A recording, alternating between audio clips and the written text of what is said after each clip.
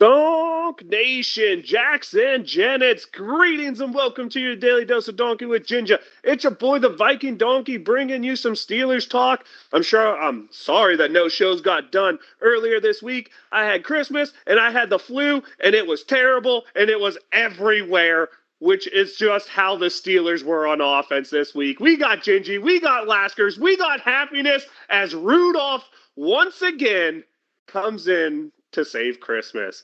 Gingy, glorious. That's all I have to say.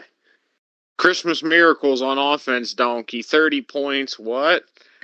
When's the last time we seen that? It hadn't been this year, I don't believe. Like 2021. And, yeah, Laskers, it certainly was a Christmas miracle. And can we just give a special shout out to the Bengals? Because without them, our offense would have looked really putrid this whole season. Oh, I definitely think we can give a special shout out to the Bengals. Thank you for allowing us to score 30 points last week. I mean, thank you. Yeah, Christmas miracle. It certainly was. It was something special to see. A lot of George Pickens shouldn't be playing, and I was firmly on board with that. And I don't think this game changed my mind, though, Gingy, because I still feel that discipline problem is going to be a problem because of the way it was handled. Yes, George Pickens came back, and yes, George Pickens had a great game. But in the grand scheme of things, we'll never know if that was the right decision or not. But you got to give the dude credit, Gingy. He certainly balled out. He did. He found himself in some opportune situations, and he took advantage of them for sure, Donkey. 5-yard slant going for 85 yards, so is pretty fortunate. He cooked that dude, though. He put the burners on. They had no chance of catching him. Yeah, you saw the injuries for once affect the other team as the Bengals without Cameron Britt, their best corner. The Bengals recently lost DJ Reader the week before, the big run stuff and nose. And the Bengals, Jake Browning showing you why every team in the league had let him go, why he was a practice squad guy with some really bad decisions. You know what? Sometimes, Laskers, it's not about who you play, but when you play them. Kudos to the Steelers getting the Bengals twice without a big weapon on offense. First time without Higgins, this time without Chase, without Burrow both times. Hey, you take them where you get them, Laskers.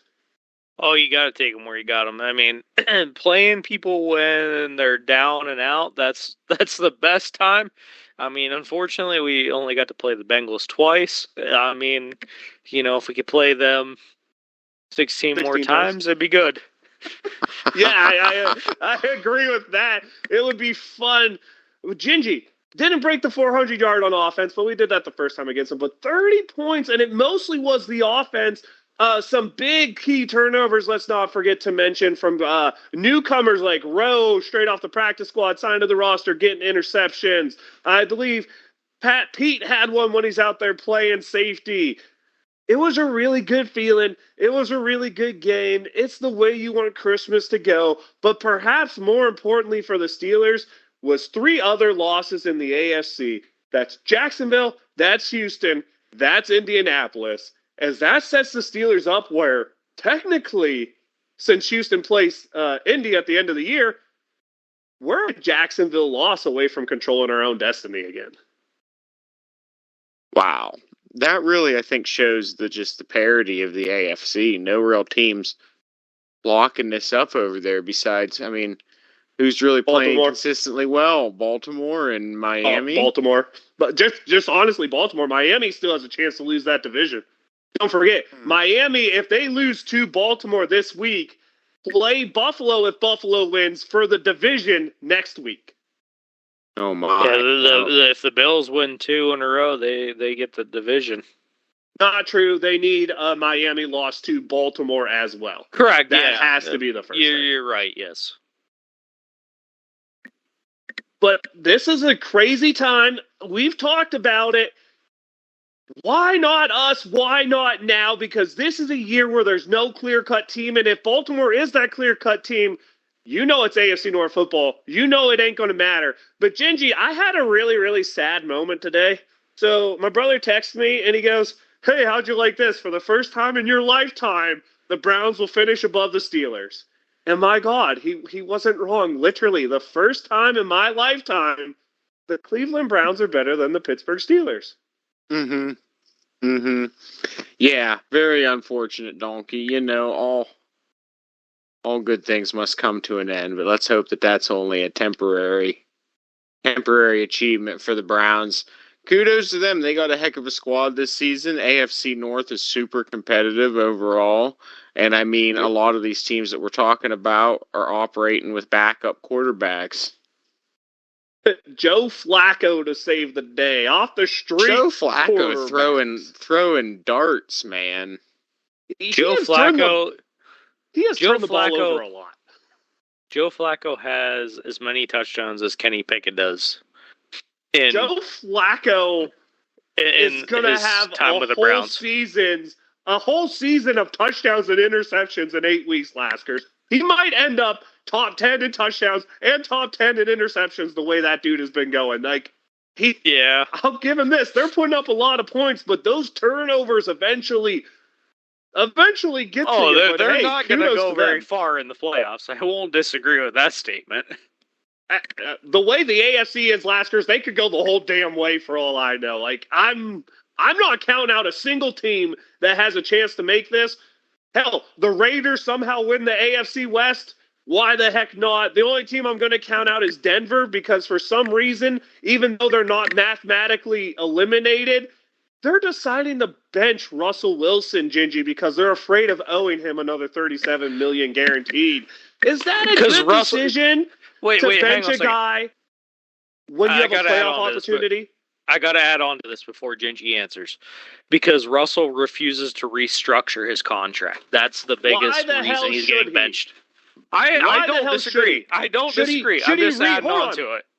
Why should the dude restructure his contract so that if he gets injured, the team that plans on cutting him can now cut him for less money? Why the hell would you restructure? They're not going to give him more guaranteed money. All they're trying to do is make it so if you get hurt this year, it doesn't screw us. You know what? This is what Russ should do, and he should put on blast the whole Denver Broncos.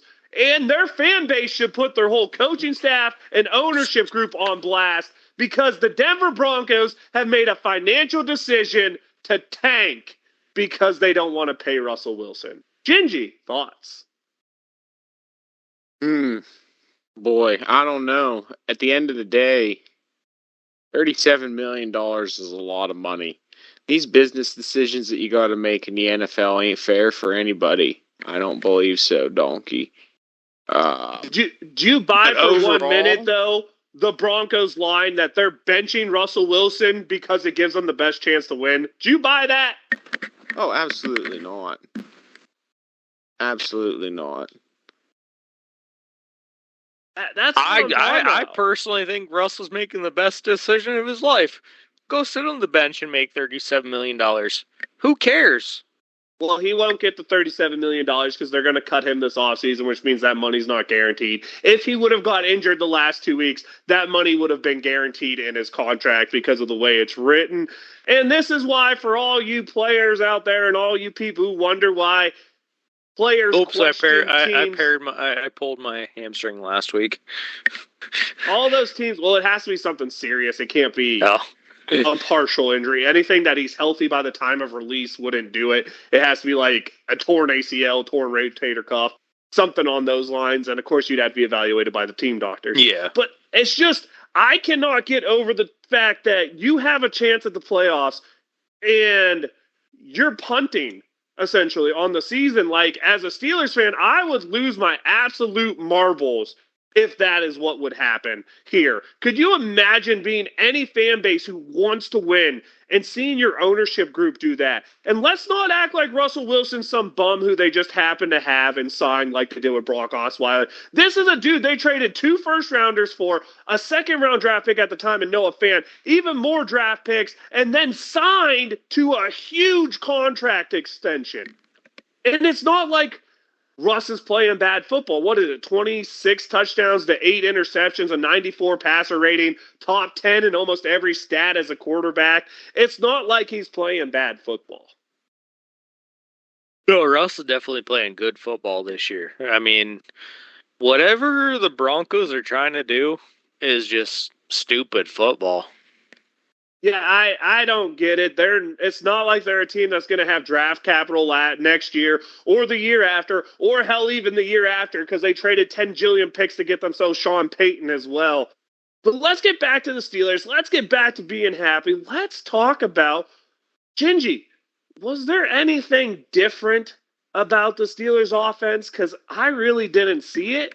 What I saw was a couple big plays that turned into touchdowns that were meshed up together that really just started a snowball effect that seemed to make Cincinnati just fall out of the game.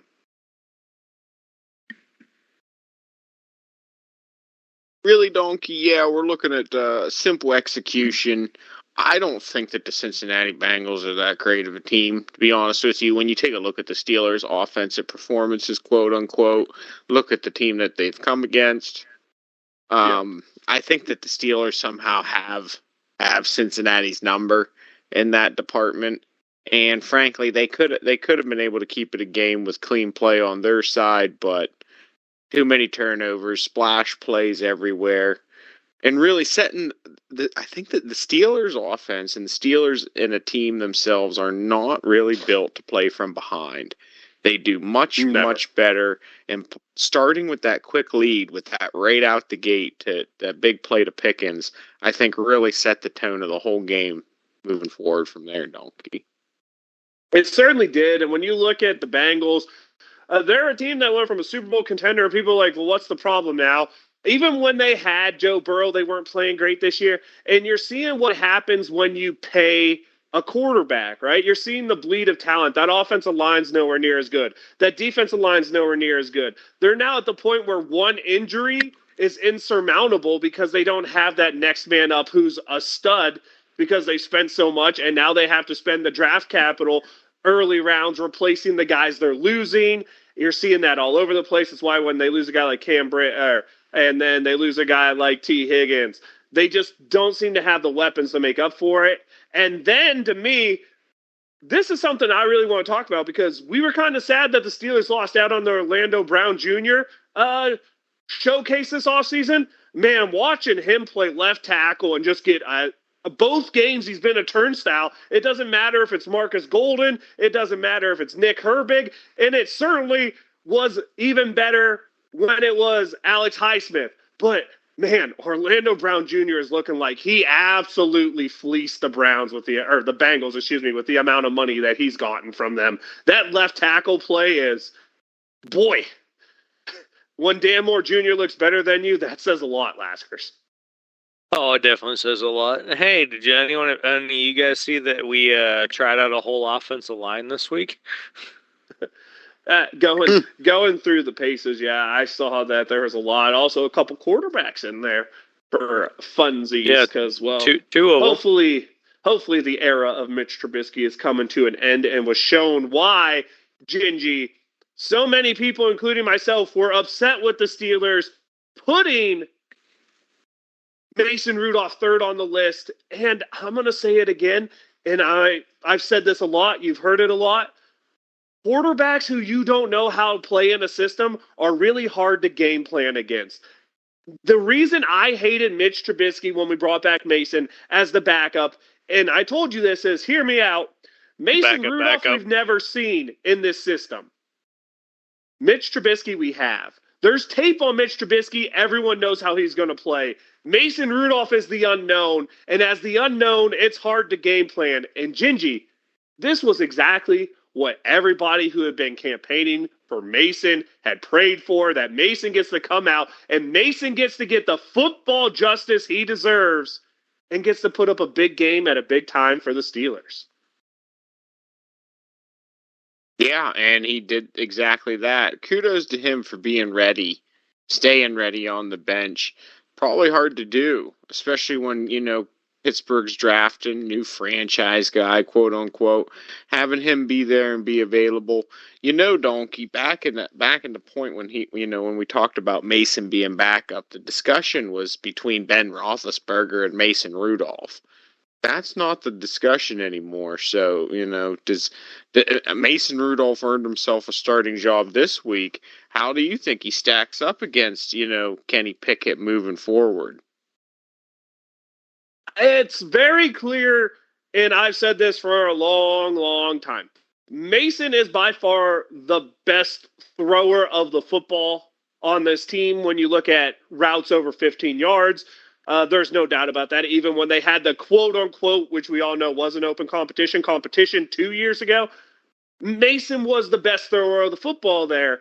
And with a team designed the way the Steelers are, Mason Rudolph's the best guy to go because all your passes are going to be outside the numbers. And this isn't a hit on Kenny Pickett. You put on Kenny Pickett's college tape, his passes aren't sideline touchdowns. His big passes are in the middle of the field. Why? Laskers, is it shorter to throw the ball in the middle of the field 20 yards or 20 yards to the outside of the field? Like it covers 20 yards downfield. Which one's a farther throw? The one outside. Exactly. This Well, offense I should classify that. It depends on where you throw from, but yes. Right, but most prototypical throws are inside the pocket. Inside the pocket throws harder to the outside. That is what this offense is designed to do, and it's stupid because if you look at what Mitch Trubisky has struggled with his whole career going back into college, it's outside the number throws. Kenny Pickett's biggest problem in college was outside the number throws. Those were our two guys, and we designed an offense that's purely outside the number throws. You don't believe that? How many receptions did the tight ends have in total last week, Laskers? 0? Because I know Moose didn't catch a football. 0. Exactly. So, Gingy, if you're asking me who's the best quarterback for the offense we have here today, it's Mason Rudolph because Mason Rudolph is the best thrower of the football on those outside the number throws that we have. And we have an offense that is designed that the middle of the field is freaking lava, Gingy. It seems that way, Donkey. I don't disagree with you there.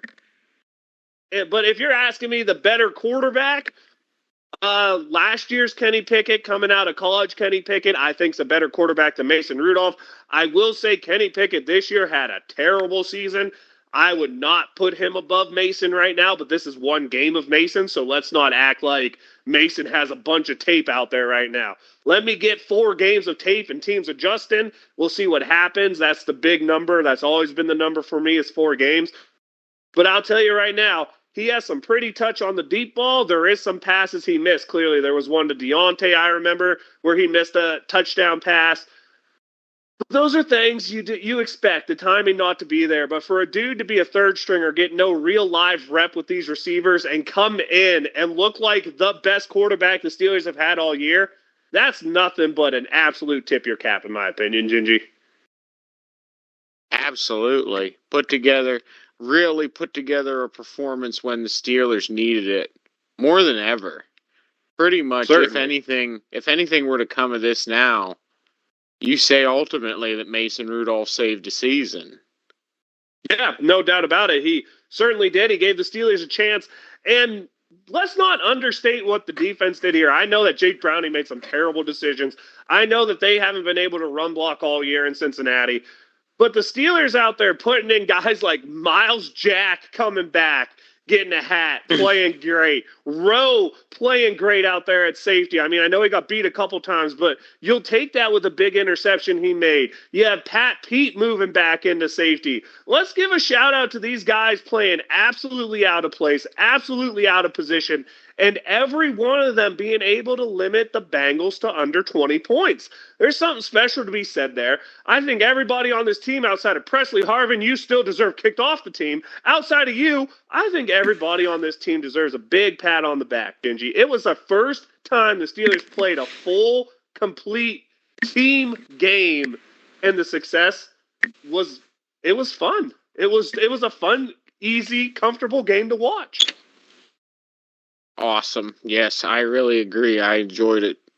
Start to finish. Finally a game where we don't have to come down to the wire. Donkey, where we had a 21 point lead at halftime? Was it? It was like 24-0, something like that. 21 or 24-0, somewhere in there. Biggest lead the Steelers have had in almost like a freaking decade and a half. More points than we scored like all season in one half. And Laskers, Boy, oh boy, it was fun. It was awesome. Do you have any closing thoughts before we get to talking what's next? Because what next does matter. Oh, I just hope we can continue this. I mean, I don't know how we can, but I hope we can continue it. Gingy, any closing thoughts on this game before we get to the Seahawks? Line them up. I know we talked a lot about a passing game, but the running game really was able to work too. Yeah, I really want to talk about how we translate what we had last week and take some of that consistency together and put it together next week in Seattle on the road. That has been a big bugaboo for the Steelers, is building any type of success as a rolling theme. We're going into Seattle. 10-10 is the overall record for the Steelers and Seahawks versus each other. There's a really fun Super Bowl I remember in there, which was awesome. At Seattle, the Steelers are 1-7. The only win coming in 1983. So that's not a good boat there. The biggest win of the series, was Seattle by 30 points. In 86, they won 30-0. The Steelers' biggest win was 24 points in 2011. We won 24-0. The longest streak was the Steelers at 3 from 06 to 11. Seattle's won 2 straight, like 4 different times in the 80s, the 90s into the aughts, and from 15 to 19. The current streak, the Steelers won the last meeting in October 17th of 21. We won it 23-20 in overtime. But 5 straight losses in Seattle as it stands right now. The last meeting in Seattle was 2015. We lost 39-30. That's actually kind of where I could see this game going, into a big scoring shootout with the decimation of the Steelers defense and the fact that Seattle's defense really is not all that good.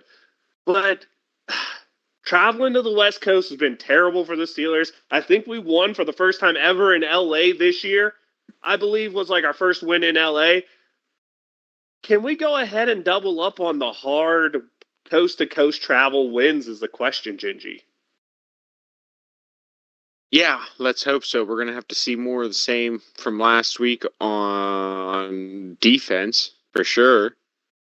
Consistent pressure on the quarterback. TJ Watt had another heck of a game, really making the case for Defensive Player of the Year week after week here. More of the same on offense. We need to minimize the turnovers. That's what really hurt us versus the Colts, right? Is not being able to protect the ball and, stopping those drives. Can we just call a spade and say what really hurt us versus the Colts is the fact the coaching staff thought Mitch Trubisky is a competent NFL quarterback? I mean, that's part of it, Donkey, yes. That's the whole of it, I think, Laskers. Oh, I definitely agree. I mean, if you think Mitch is the answer, you should probably go get your eyes checked. Fair enough. But Gingy, continue on what you think we need to do here. Where are we looking to establish this game? We want to establish up front at the line of scrimmage. I saw some really good play last week. Great play. Had Jones, Simualu, and Dan Moore Jr. Donkey. I saw Trey Hendrickson in the backfield a hell of a lot more than I would have liked to see Trey Hendrickson in the backfield. It's really hard. I have to say on it's that. really hard. Most of those teams of superstars are lined up on that side now, so Dan Moore kind of gets a bad rap. He's got to line up against some really talented guys, but Dan Moore gets a bad rap because Dan Moore moves like a cow that's missing a leg. Well, I saw some good play, especially from Simualu up front on pass protection. Got to see a lot more of that this week. Can't put Mason in a position to make a bad decision. We do know from the tape, Donkey, and from previous experience that while Mason's confidence is a blessing in some areas, he will throw the rock on that first, second read sometimes when it need not be thrown, especially when he's under pressure or, put in a situation that's not good for him to make an accurate throw. Yeah, that's definitely something he has done in the past, has been a little risque with the football, and that's something that I think quarterbacks need to do in order to be a good quarterback. You have to be willing to take the shots when they're there. And Mason did a really good job of not throwing in double coverage I don't remember a single throw into double coverage last week. But the Bengals were really playing a soft defense, trying to cover for the fact that they were missing people. I expect Seattle to be more aggressive, as Seattle has a lot to play on the line.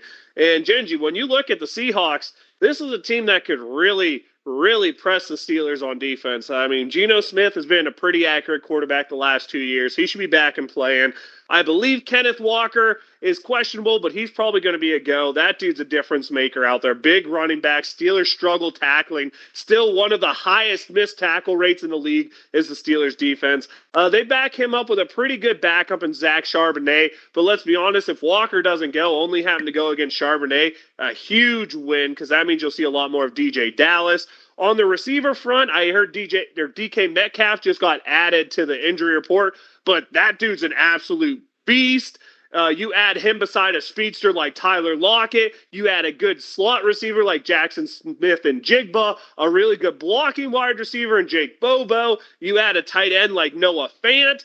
And this is a team that, hell, even if they're down a tight end, I mean, Colby Parkinson has had good games before. That's a team that the weapons are really there. But the big weakness for Seattle has been that offensive line. I believe Jason Peters is going to miss this game. He's a guy who's a good tackle, veteran guy. The Steelers really need the front four to show up in this game, Gingy, if we're going to do anything. Because first we need to stop the run, but more importantly, we cannot give the Seattle weapons time to get open when facing a really suspect, when it's healthy secondary, and a super suspect secondary right now. When you're talking Peters is playing out of position, Rowe just came off a practice squad, Joey Porter Jr. is way too handsy, and Levi Wallace now needs to be depended on. This is a game where the front seven, all the money we spent, needs to show up if we're to have a chance. Let's go, Donkey. I couldn't have said it better myself. Here. You know me, Donkey. Pressure on the quarterback leads to good things overall, most of the time, right? That's when those splash plays happen. You know how I feel about that. We're going to need to really disrupt.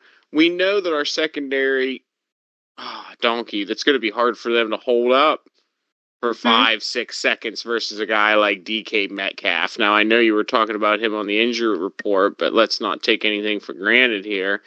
Oh, he'll play. Gonna have to prepare for that, definitely, and that's a real concern. So I'd really like to see those guys up front pass blocking on offense and really getting pressure on defense. Yeah, and that's what we got to hope happens. We have to hope that, because let's be honest here, Cincinnati still had a bunch of yards against the Steelers. The difference was the turnover showed up in the red zone again. That stuff needs to happen again, but Lasker's building your whole team and praying for a team to make mistakes in the red zone, especially a guy who at least last year, not so much this year, but last year was really good at not turning the ball over like Geno Smith. That could be a really shoot yourself in the foot style of play. Oh, that definitely can be a big problem because Geno is, I mean, he's not as good this year, but he is still a good protector in the red zone. So he's going to do everything he can to prevent red zone turnovers. Yeah, that's true. And then we get to the offensive side of the ball. There is a lot of injuries for Seattle out there on defense. Who knows who's really playing? I mean, you see, I think Frank Clark's going to miss the game. Mario Edwards, I believe, is on the injury list. But they have some really good guys in the middle. I'm looking at Jaron Reed and Leonard Williams, who's an absolute stud. That front pressure could really put a hindrance in what the Steelers want to do, which is establish a run game through the middle. You're talking Mason Cole, James Daniel, and Isaac Seumalo. Two of those three have been negatives all year. They're going to have to hold up good against a great interior pressure here. This isn't the Bengals game where the Bengals' top two interior defensive linemen are missing. This is a Seattle game where the pressure on the outside's missing, but the guys in the middle are still there, are still strong, and are still really good at this little sport we like to call football. And an interior pressure is what kills a running game, Gingy. Yeah, I agree with you, Donkey. We can't see it happen. Need Najee sledding downhill. Can't be setting up plays where run, 3rd and 8. Can't happen, Donkey. Yeah, that's true. And when you look at the back end, I think Jamal Adams is going to miss this game. But honestly, I've watched enough Seattle games to tell you I think that's a blessing for them. Jamal Adams is the worst cover safety I've seen, and he's not that good at tackling this year, which means he's a linebacker playing out of spot, playing bad. And his back of Julian Love, I think, has 3 or 4 interceptions this year. That means that dude's going to be on the field more. He's going to be beside Quandre Diggs, another really good ball hawk out there. At the corners, they have Reek Woolen, who that dude can run off the charts. So I don't think we're going to be running past him. They have Kobe Bryant out there. I mean, it's not spelled the same, the Kobe part, but, that dude has to be a straight-up baller with a name like that.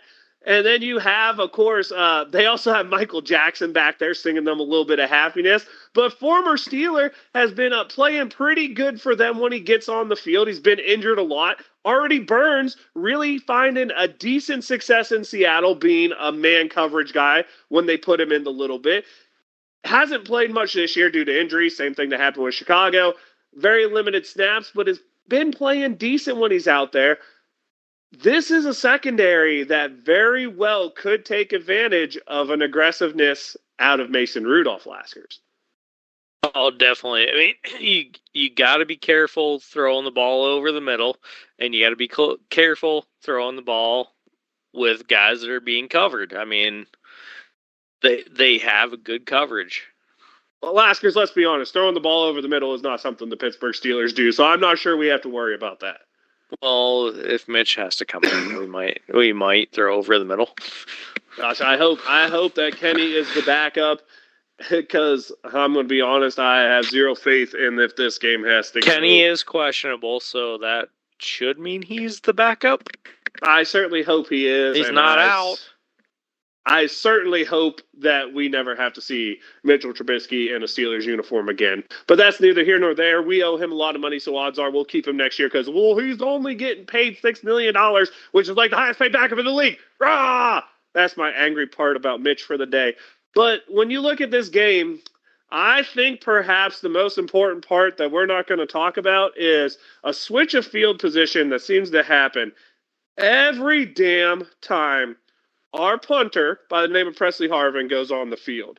You're talking Michael Dixon. This is a dude who's averaging 50 yards a punt, Gingy.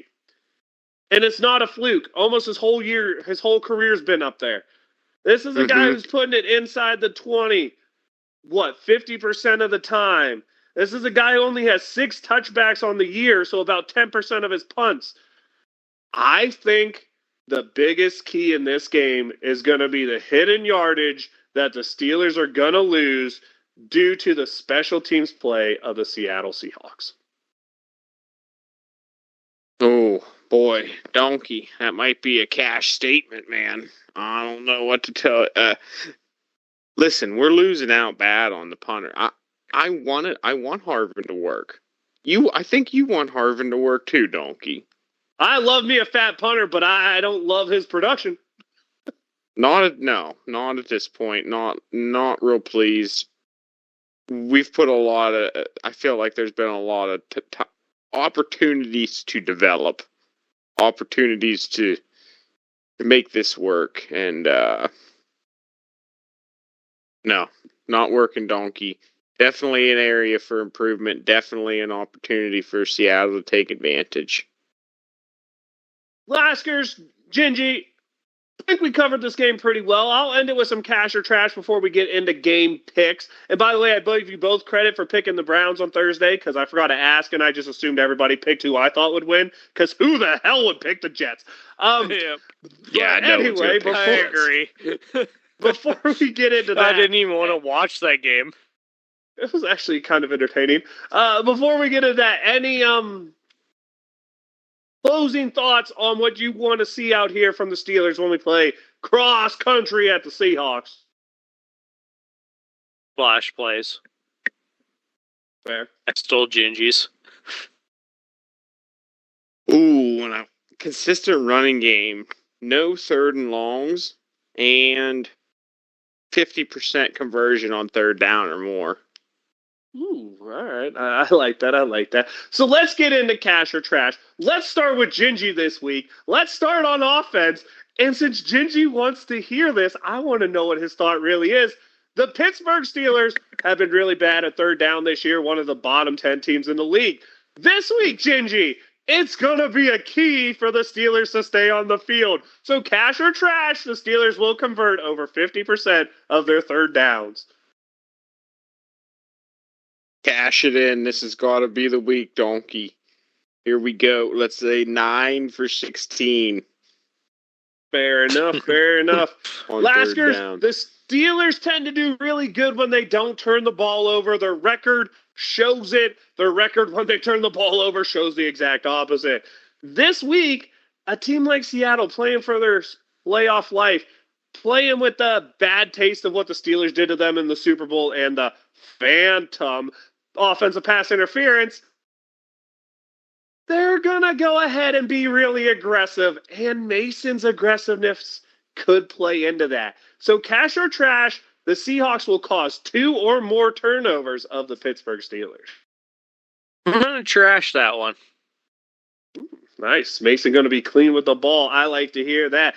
Gingy loves a running game. Gingy loves to establish the run, the physicality early in the game. So, Gingy, the Pittsburgh Steelers duo of Najee Harris and Jaylen Warren will break 150 rushing yards, cash or trash. Let's see. If they're going to be 50% on third down, then they are going to be over 150 yards combined on the ground. Cash that in, donkey. Fair enough. Laskers, the biggest black hole the Steelers have is a guy named Mason Cole. He's had bad snaps. He's given up a lot of pressures. This week, they're playing a good interior pressure team in Seattle. Not a whole lot of actual pass rush dominance out of this team, but interior pressure has been pretty solid for them. Will Mason Cole do one of these two things? If he does either, it's trash. If he doesn't do either, it's cash. He will either have a bad snap or give up a sack in this week's game, cash or trash. I'm not real. Actually, I think you're. I said it backwards? Yes. Okay. I'm going to cash that in because I think he's going to have at least one bad snap. All right, fair enough. Good. You took that. You understood what I said, even if I said it wrong. If I confused everybody else, we'll get on page with Laskers. Gingy, last one for the offense. George Pickens, my goodness gracious, he's like, look at me, I can ball out. I might be a prima donna, but I got some skills. And I'll tell you what, that dude in the straight line has some skills. This week, George Pickens will have more receiving yards and touchdowns than DK Metcalf. Yards and touchdowns to DK Metcalf. Oh, boy. Given the fact that we were talking about injury report, we're going to have to cash that in, donkey. But, I'm not going to try to take last week for granted, pretend like it's going to be every single week. But we can hope, right? Yes, he has 1,000 consistency yards would be on the season. He is having a good year. That is true as well. Now let's get to the defensive side of the ball. Let's start with Laskers. Laskers, this front seven, when we stop the run, good things happen. The Seahawks have Charbonnet for sure healthy, perhaps Kenneth Walker. But it doesn't matter. Will the Steelers hold Seattle under 100 yards rushing, cash or trash? Trash. 105. I like how Laskers has numbers. I don't even tell him what the cash or trash is going to be, but Laskers always has numbers ready to combat. I love it. Like to see it. Gingy, splash plays are heaven as far as you're concerned. The Steelers will get, let's call it 2.5 as the splash play. So they need at least 3. Will the Steelers get 3 splash plays? And what I'm going to call a splash play is a third down sack that knocks them out of scoring range and or a turnover. What you feeling? Ooh, cash that in. and sign me up for the turnover on third down. That's when really the Steelers are going to get after them anyway. On third down, I think that's what I'd like to see some stats on that when these turnovers are occurring that the Steelers are pushing. But I wouldn't be surprised if they were on third down here. They are really good at that. Specifically, they're really good at turnovers in the red zone. Laskers, I'm going to say Seattle gets to the red zone 4 times. What do you think the Steelers' percentage will be when Seattle gets those red zone things? Specifically, will the Steelers hold Seattle under 50% touchdown rate on red zone possessions? Ooh. You asked way too many questions there because it was a cash or red trash zone question. possessions. I Red know zone what your possessions. question was. If it under 50%, trash that one in. They're going to be at 53%. How the hell are they going to get to 53% in a single game, Laskers? You said 53. That's an easy. I don't know. 60. Okay, we'll go with 60. All right, that 60's doable because that's 3 touchdowns and 5 possessions. Math works there. On board. All right, let's go. The big one. Gingy, this Steelers pass rush has been way overpaid for the performance that they have been giving. The sacks just aren't there. They didn't really show up much last week. I think we had 2 or 3, but still not a top 10 team for a team that has 2 of the highest paid edge rushers and 2 of the highest paid defensive ends in the league. My goodness gracious. This has to be the week it shows up with a terrible Seattle line, right? So the cash or trash, Gingy, is the Steelers get 4 or more sacks against the Seattle Seahawks. 4 more sacks against the Seattle Seahawks. 4 or more. Give me the push. Give me the cash on 4 sacks against the Seattle Seahawks. I for the money they're getting paid.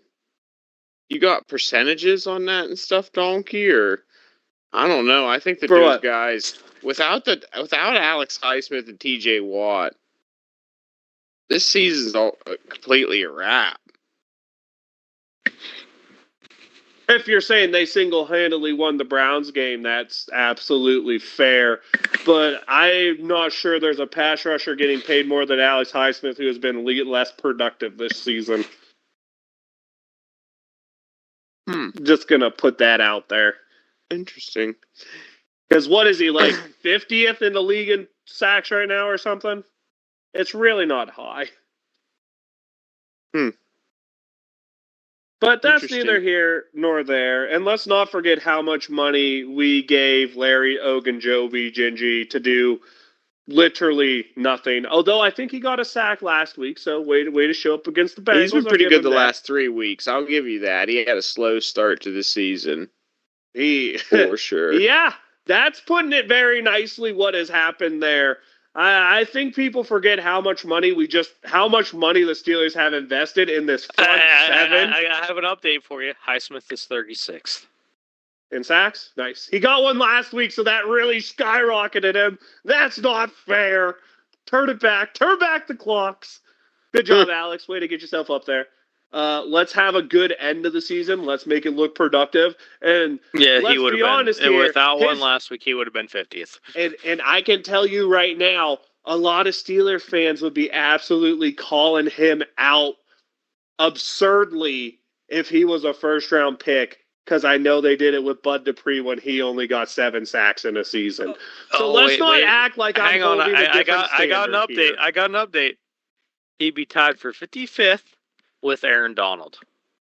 Yeah, told you, 56. What am I talking about? Let's go. Side note, Aaron Donald, way to keep going, bro.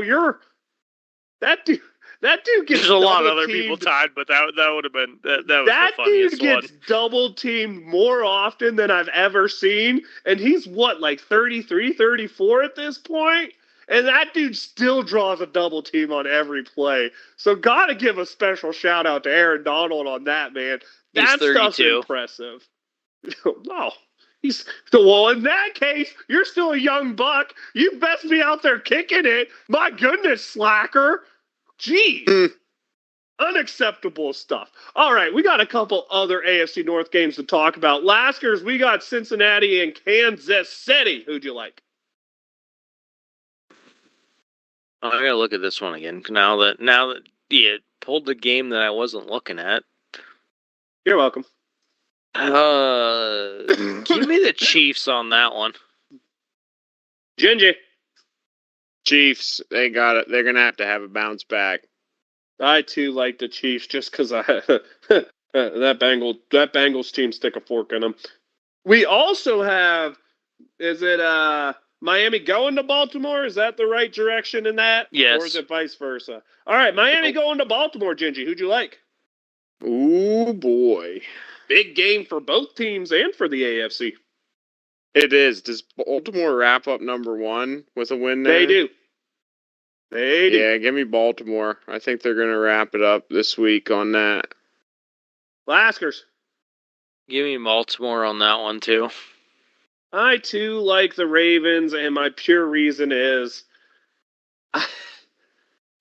I'm still trying to figure out how no team tried to either offer Lamar a contract or trade for Lamar Jackson, because my understanding is no one even contacted Baltimore after the whole fiasco of the non-exclusive franchise tag. Didn't even contact a trade for him. I just can't get that. And that dude, Gingy, that dude's a one-man offense. I can't pick against that right now. We have the Steelers going all the way to Seattle, Laskers. West Coast road trip's not good for Pittsburgh historically. How are you feeling about this one? I ain't feeling good. Give me Seattle 30, Pittsburgh 17, X Factor, DK Metcalf, even though he's supposedly on the injury report, he's not on my injury report, so He got added I think. today. Well, I was looking at one that had all the things from today, but we'll go with he's not really out because it's still Friday. So give me DK Metcalf as my X Factor. Ginger. Pittsburgh Steelers poised to go on a run here at the end of the season. Give me the Steelers in a close one, 24-21. X Factor going to be Jaylen Warren. He's going to have a big one. I hate when teams have to travel to coast. I hate when teams come off emotional wins, and say what you want. The Steelers' final home game of the year. Big game against Cincinnati. Another big game coming up next week against Baltimore. I feel like one game just gets overlooked, and unfortunately, that's how it always feels for the Steelers in the past decade. There's one game that got overlooked that ruined the season. I think it's this week. I think it's Seattle. Seattle playing at home. Give me 32-27 with the difference maker being Leonard Williams. I think he's just in the backfield, not letting the Steelers get an early established run. Pressure falls to Mason. I think Mason throws a couple interceptions, tries to play hero ball.